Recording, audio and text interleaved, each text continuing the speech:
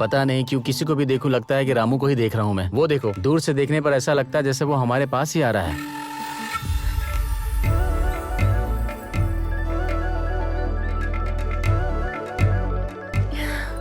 ये सच है कि सपना?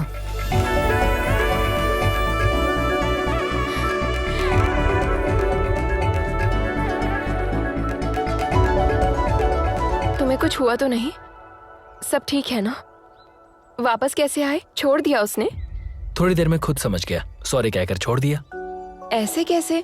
बस ऐसे ही। अच्छा हुआ, मेरे दिल का बोझ उतर गया। सोच रही थी तुम वापस आ जाओ तो तुम्हें मंदिर ले जाऊंगी। चलो।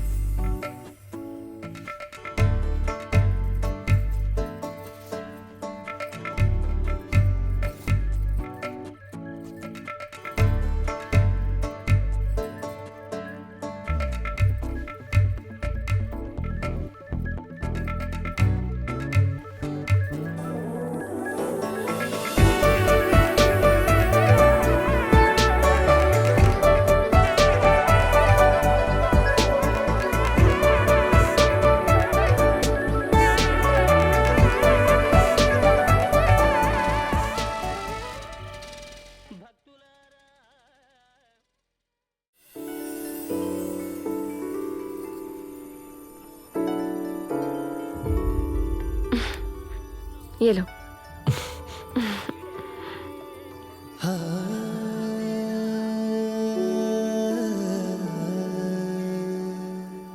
क्या सोच रही हो? मेरे बारे में जो ज्यादा सोच रहा है, मैं बस उसी के बारे में सोच रही हूँ। तो क्या सोच रही हो उस इंसान के बारे में? वो मेरे साथ होता है तो बहुत अच्छा लगता है। उससे कैसा लगता है ये तो नहीं पता, लेकिन जब वो मेरे पास नहीं होगा ये सोचते हुए डर लगता है।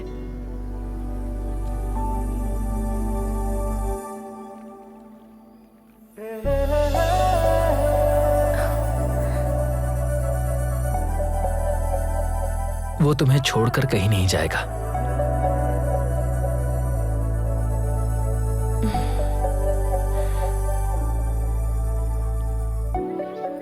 पापा के हॉस्पिटल से लौटने के बाद खेत लीज पर देकर उन्हें अपने साथ शहर ले जाऊंगी और मैं बड़ी कंपनी में छोटी नौकरी करूंगी और पापा का बहुत ख्याल रखूंगी।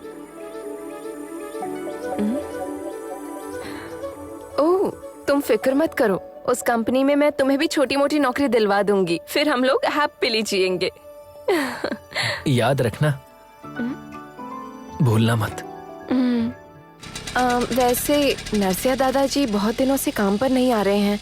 रास्ते में ही उनका घर है, मिलते हुए जाते हैं। ठीक है। दादाजी, नरसिया दादाजी।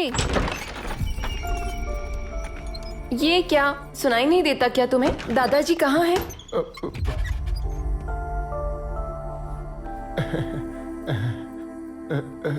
बिटिया यहाँ कैसे? बहुत दिनों से आप काम पर नहीं आए थे, इसीलिए मिलने आ गई थी। दादी को क्या हुआ है? वो ऐसे क्यों खांस रही हैं? थोड़ी सुस्ती लग रही है उन्हें। ओह, तो आप हॉस्पिटल लेकर गए क्या? दवाई दी है उन्हें, रात भर देखूंगा, सुबह लेके जाऊंगा। क्यों बेटा, खाना खा लिया? क्या खाया? मुझे क्यों देख रही हो? जवाब दो। दाल, अचार, दही और चावल खाया है। बोलो बोलो ना, क्या खाया? हम लोग खा जाएंगे क्या? ठीक है, मैं चलती हूँ। 2 दिन से कुछ नहीं खाया है दीदी, बहुत भूख लग रही है।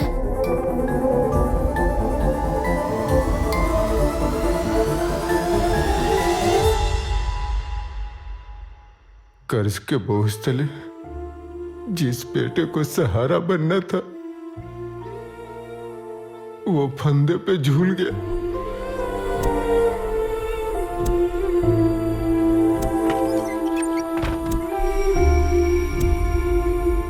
भगवान बहुत चालाक है बेटी, कहीं हम उनके ऊपर बोझ न डाल दें। इसलिए हम पे ही बोझ डाल देते हैं। घुटनों का दर्द लेके बड़े हॉस्पिटल गए थे, घुटनों का प्लेट घिस गए हैं, कहा कि बदलना पड़ेगा।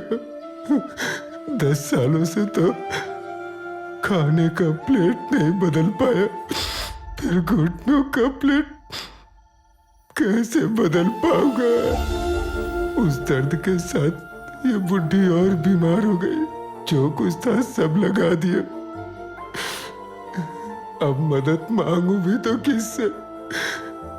सबकी जिंदगी यहाँ ऐसी ही तो है बिटिया। तो आपके खेत का क्या हुआ दादाजी? बोरवेल लगवाया था ना? वो खेत हमारे मरने के बाद दफनाने के काम आएगा। जीते जी तो पेट भरने के काम नहीं आया। वो एमएलए उसके बेटे ने आसपास के सारे खेत खरीद लिए। इस कारण मेरे खेतों में पानी बंद हो गया। फिर कर्ज लेके बोरवेल लगवाया। बिजली के कनेक्शन के लिए अर्जी भी दी। ट्रांसफार्मर लगवाना पड़ेगा। लाख रुपए का खर्च भी बता दिया। लाख रुपए कभी जिंदगी में नहीं देखे। ऐसी तो जिंदगी है हमारी। कुछ भी नहीं कर पा रहा। न खेतों में फसल उगा पा रहा हूँ, न उसे बेच पा रहा हूँ। इसीलिए रोज जीते जी मर रहे हैं। ऐसी जिंदगी से तो बेहतर है कि सब लोग मिलकर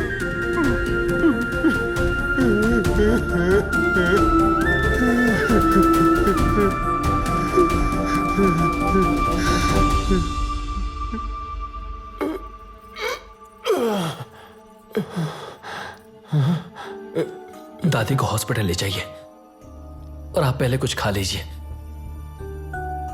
नहीं बेटा, तुम्हारी मेहनत के पैसे ये नहीं ले सकता।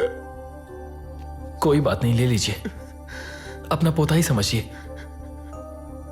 खाना देने वाली धरती भूखमरी नहीं देती।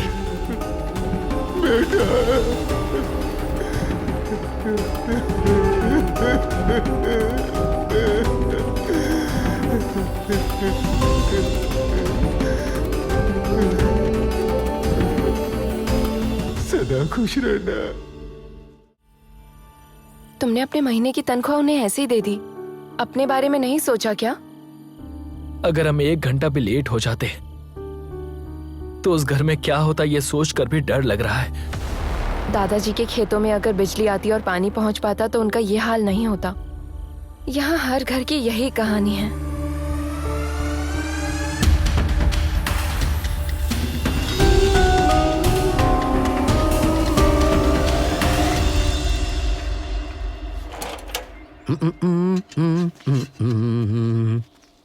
हाँ? नरसिया दादाजी का खेत कहाँ है, दिखाओ।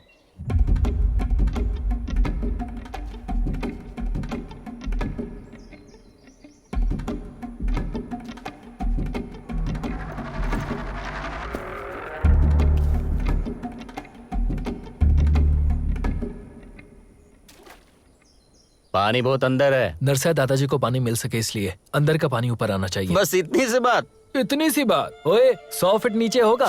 इसीलिए कहते हैं पढ़ लिख लेना चाहिए। बचपन में मैंने एक कहानी पढ़ी थी, कौवे की कहानी, कंकड़ वाला कौवा। उस कहानी में कौवा पानी को ऊपर लाने के लिए मटके में पत्थर फेंकता है और पानी ऊपर आ जाता है। ये रहे पत्थर, ट्राई करो। क्या हुआ? बेकार कहानी और बेकार जोक्स हजम नहीं होते, एलर्जी है। तो मेरी हेल्प करोगे क्या? हाँ? मुझे कौवा तो नहीं बनाओगे ना? तुम गर्द भरत। हाँ, गर्द भरत शब्दों में वजन है, मतलब कोई बाघ या शेर होगा। ओके।